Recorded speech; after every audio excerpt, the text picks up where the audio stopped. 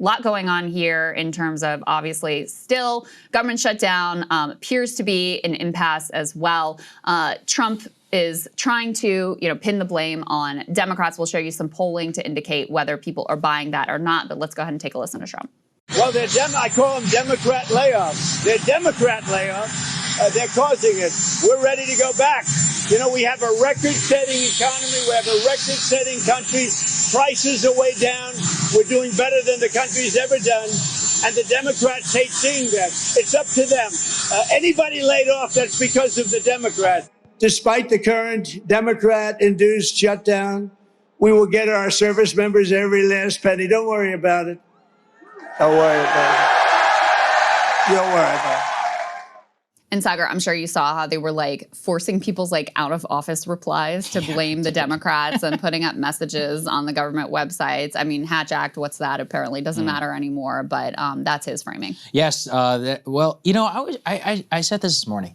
Is this the weirdest shutdown you've ever been through? 2013 and 2018, it was the biggest story in the world. Yeah. Front page of the New York Times, there's not a single story about the shutdown. Not one. Really? I went to the front page of the Wall Street Journal. OpenAI is the leading story. Nobody cares. It's crazy. I mean, look, this may be DC bias, but 2013 and 2018, I cover the White House in 2018, every single day, shutdown, shutdown, shutdown. When I was in the White House briefing room, shutdown. When Trump was doing a press conference, all we're asking about is a shutdown. If you were in the White House today, what's the number one question you would ask? Probably Portland or Gaza. Yeah. I wouldn't ask Trump about the shutdown. Yeah. It's weird. I mean, it's look where one it of is the, in our show. We put it in. Yeah, you're right. It's number 4. Yeah. It doesn't feel like the stakes are high. And I don't know. I mean, it's a weird situation, right? Because if you can shut the whole government down and nobody cares, did the government really shut down? I mean, I'm not saying that there won't really be effects or any of that, but it is kind of an interesting question as to maybe a lot of us are just inured. We went through 2018. Not much change, let's be honest. It was the longest shutdown in American history. It was 35 days. I lived through it. Half of it was through Christmas, so I guess people just kind of ignored it. TSA still functioned. Troops got paid. Whatever, right? Maybe that's just where we are now. This is just baked into the process, even though it's a sign of genuine small d democratic failure. Yeah. In terms of the republic, but it's odd. I've been trying to think through it because I have on my old brain, DC brain for a shutdown, where I'm like, oh, what about a deal or a gang of 9 or something? There's nothing. Nothing is happening. Yeah. Everyone's out of town. Yeah. They're not even here. I think it's shutdown fatigue from all these years of shutdown politics. I think it's also just so many extraordinary things are being done in Trump 2.0 in particular, that the bar for freak out is really high. And I also think Doge plays in there too, where you had all of these insane cuts and the hatchets, and 100,000 federal employees just resigned as part of that fork of the road thing. Their time was up. That just happened. And so, these massive cuts to the federal government that have happened under the Trump administration also just feel sort of this is what we're doing apparently. So I think that's part of why. I don't know. That's how best I can figure it out, is just even in my own sense of what I'm most concerned about. The shutdown to me is important for Democrats to take a stand because it's the only place they have power and to try to fight back. But I would say also the issue suite that they picked is really important. Very critical healthcare for people. It's a place where, Democrats are winning the rhetorical battle. People broadly support the expansion of the ACA subsidies, et cetera. But it also doesn't get to the beating heart of what the base cares about. And so I think that's part of it as well. Definitely. Let's put the polling up there, shall we? Let's just go ahead and skip forward. D3, guys, please. And you can see how the government is handling the shutdown. For Trump, a 32% approval. Representatives, 28. Congressional Democrats is 27. People don't like a People shutdown. Just don't they care. just feel okay, this is disapprove all 3 actors. This is dysfunction. That's generally how people feel about everybody involved. Right. Let's go to the next one, shall we? And continue. Concern about the government shutdown on the economy. Very concerned, 49%, but everybody else either somewhat or not concerned. Let's continue, and we can look at this. Are the positions worth a government shutdown? Democratic position, only 28% say worth it. Republican position, only 23% say worth it. If you look at not worth it, it's 40 and 45. And then not sure is basically equally tied to some 30%. Continue, please. Basically showing you, by the way, that people are not fully on board.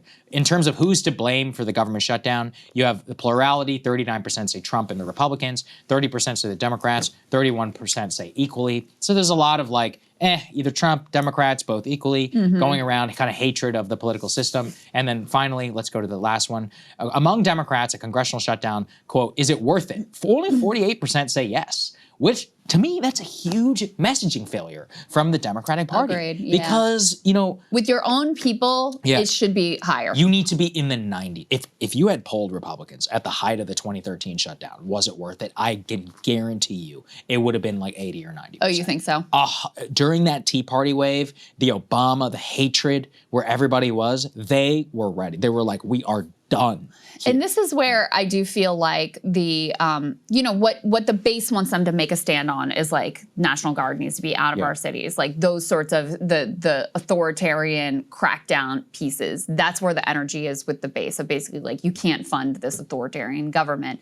And so the healthcare piece is smart for a like general audience messaging, and it does put Trump in a bit of a bind and the Republicans in a bit of a bind because, you know, the fact that healthcare is about to get wildly more expensive is genuinely a bad thing for them. That's like it's like a, you know, red flashing light that is blinking that is about to be a major political problem for them. So they do have some incentive to deal with that and be able to extend those subsidies and not have those issues for the midterms. You've got some frontline Republicans who are in swing districts who feel like, let's just go ahead and, you know, and go ahead and extend these subsidies as well. But if you're trying to energize your own people and like have them committed to this and really be on board and we're like going to the mat and we're not going to cave, et cetera, it's not really quite, it's not quite the right message. It's very focused test. It's very like what polls the best, what's our best strategic tactical advantage. I understand it. And by the way, I'm not saying it's not important.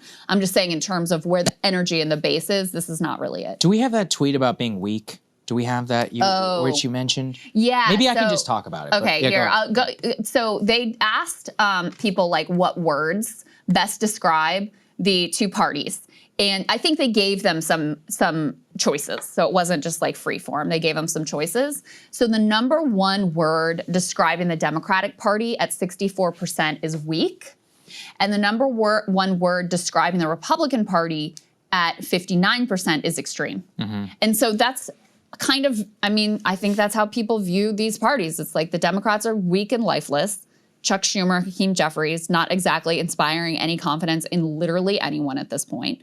And then the Republicans are like off their rockers doing all this crazy stuff, but they're strong. You know, the next one down for Republicans is strong. Wow. So that's, you know, that's kind of the way that people are viewing this. And yeah, I mean, I do think that's the biggest problem. And that's what people don't understand, not to go too far afield, but that's what people don't understand about the appeal of Zoran is that, or even like, you know, you brought up Graham Plattner earlier, but putting aside like the content of the policy, there's a sense that these guys like know what they believe in. They're willing to take heat over it. They're willing to take a stand, et cetera. And that is so sorely lacking within the Democratic Party. I do think that just like a content-free sense of this is a person who has a strong view of the world and is willing to stand on a principle is a big part of their appeal.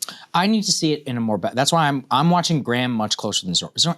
New York is a blue city. Like, look, no offense to the guy. I think he ran a good campaign. Good for him. I want to see it work in like an actual polarizing state or, you know, a place where Republicans have won in the past. That's where I'm curious to see what that brand and all of that will end up looking like, because that's the ultimate question of, can you actually oppose the national party in your own state and overcome that in the way that the Tea Party Republicans were? Or are you just going to be looked at as a normal Democrat, if that makes sense? Yeah, well, that's, I mean, that would be their greatest appeal is just like, you're willing to actually stand up to the Democratic Party and separate yourself from them because they have a terrible, terrible. Can we shout out Krystal for the Core Power 42 gram? I freaking love those. They're so good. Yeah, they're the best. They're like, it is a magic elixir of those, whatever that drink is. Nope, we're not getting paid for this. I have a case of those in my house. I freaking love them. Hey, if you like that video, hit the like button or leave a comment below. It really helps get the show to more people. And if you'd like to get the full show ad-free and in your inbox every morning, you can sign up at breakingpoints.com. That's right. Get the full show, help support the future of independent media at breakingpoints.com.